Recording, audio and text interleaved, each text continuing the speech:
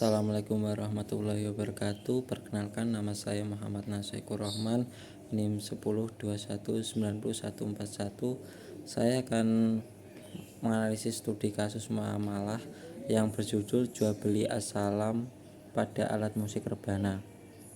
Yang pertama, penjelasan dari as-salam sendiri. Secara bahasa berarti pesanan.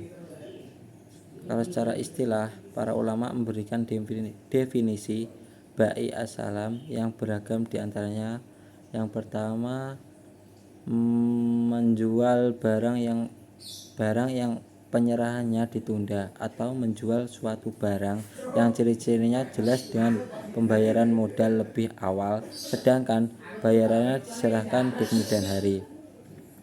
Saya tertarik mengambil kasus yang pertama menggunakan akadnya yaitu pesanan atau as-salam, di mana pembeli bisa langsung pesan kepada penjual maupun tidak langsung atau tidak langsung. Ya, di sini permasalahannya yang ada pada pendatang dan cara tidak langsung.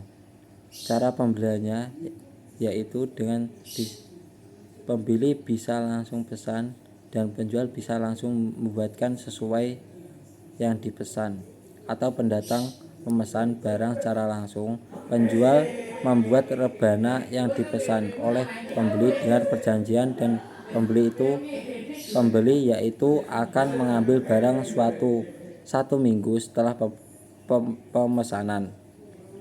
1 minggu setelah pemesanan ternyata pembeli tidak datang di rumah penjual, dan penjual menghubungi nomor tersebut tidak aktif.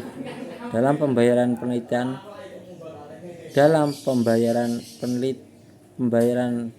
pesanan tersebut ada masalah. Permasalahannya yaitu di mana pembayaran uang muka yang tidak sesuai dengan pembayaran awal, dan barang yang seharusnya diambil oleh pembeli juga tidak sesuai dengan kesepakatan awal. Oleh karena itu, saya tertarik untuk menganalisis konsep jual beli as-salam dalam alat musik rebana. Yaitu yang kedua yaitu teori yang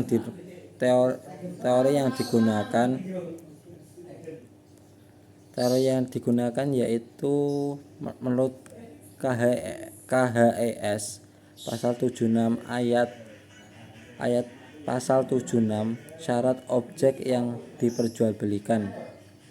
Yang pertama, barang yang dijual belikan harus sudah ada, yaitu jelas barangnya. Yang kedua, barang yang dijual belikan harus dapat diserahkan. Yang ketiga, barang yang dijual belikan harus berupa barang yang memiliki nilai atau harga yang tertentu. Tidak boleh genta-genti atau berubah-ubah. Enggak boleh samar-samar, terus terang-terangan. Yang keempat, barang yang dijual belikan harus halal. Yang kelima, barang yang dijual belikan harus diketahui oleh pembeli. Yang keenam, khususan barang yang dijual belikan harus diketahui. Yang terakhir, penunjukan dianggap memenuhi syarat kekhususan yang diperjualbelikan jika barang itu ada di tempat jual beli. Menurut kompilasi hukum ekonomi syariah, salam terikat dengan adanya ijab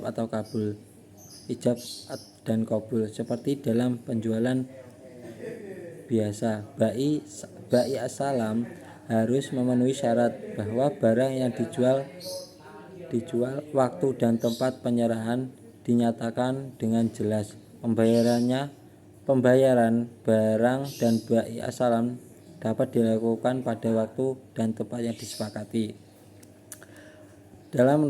Menurut KHS pasal 11 sampai 103 bahwa syarat bai as-salam yang pertama, kualitas dan kuantitas barang sudah jelas. Kuantitas barang dapat diukur dengan takaran atau timbangan atau meteran. Yang kedua, spesifikasi barang yang dipesan harus diketahui secara sempurna oleh kedua pihak antara penjual dan pembeli. Yang ketiga, barang yang dijual, waktu dan tempat penyerahan dinyatakan dengan jelas.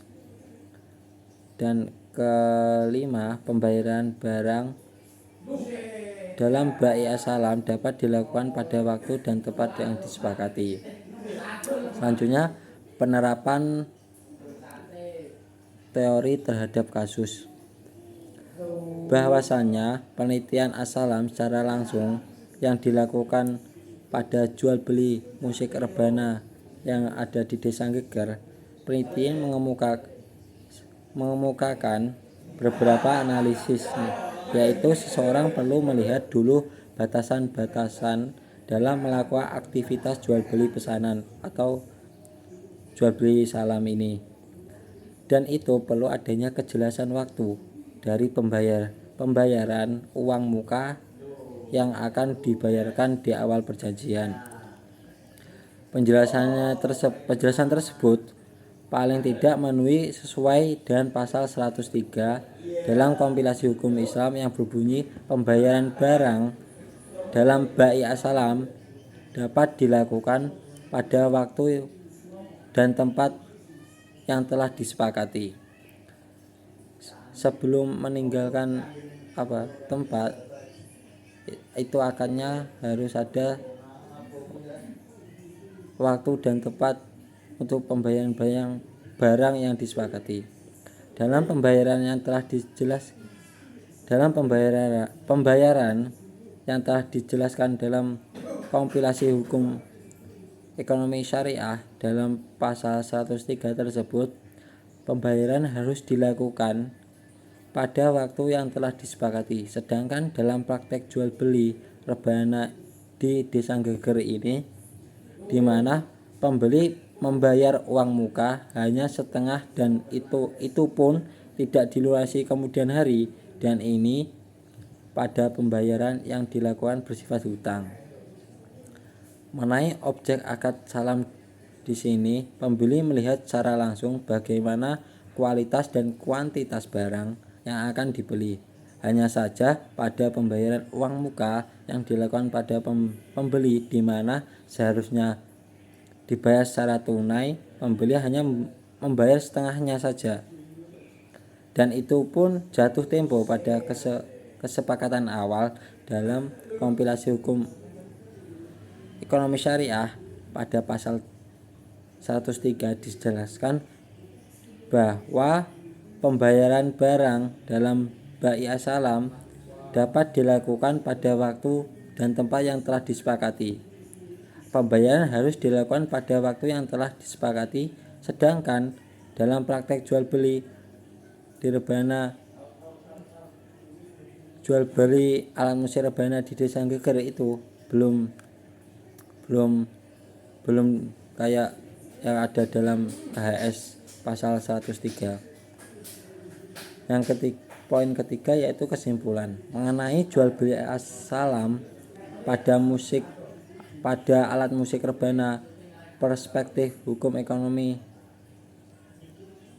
syariah di Desa Geger dapat disimpulkan bahwa jual beli salam pada alat musik rebana di Desa Geger ini sudah bisa dilakukan oleh masyarakat Desa Geger.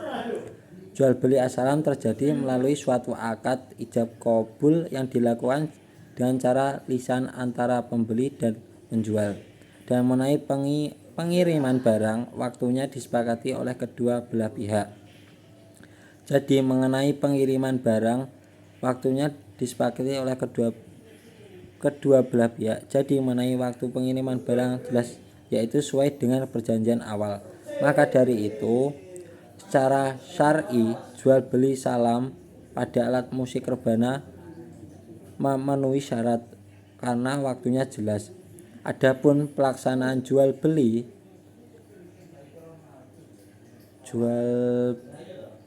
salam pada alat musik rebana di Desa Geger menurut KHES, maka jual beli salam dipandang sah dan dibenarkan dilihat dari segi rukun dan jual beli salam. tidak ada kecacatan dalam rukun salam ini. Namun, dalam hal pembayaran, pihak pembeli memberikan uang muka setengah dari harga jual yang dengan pelunasan yang sering kali diingkari oleh pembeli. Hal ini yang menyebabkan akan menjadi cacat dan fasik. Selanjutnya, poin keempat yaitu saran. Menurut saya, saran untuk penjual alat musik rebana yaitu kepada pemilik usaha alat musik menentukan batas waktu yang jelas dan tegas saat pembayaran uang muka dan pengiriman barang agar tidak menyebabkan permasalahan di kemudian hari. Dan juga kepada pembeli pesanan alat musik rebana sebaiknya membayar uang muka tidak mengulur waktu agar tidak mengalami permasalahan yang akan timbul pada pihak penjual karena menyebabkan masalah sama saja dengan tidak adanya kepercayaan dalam pertanggungjawaban.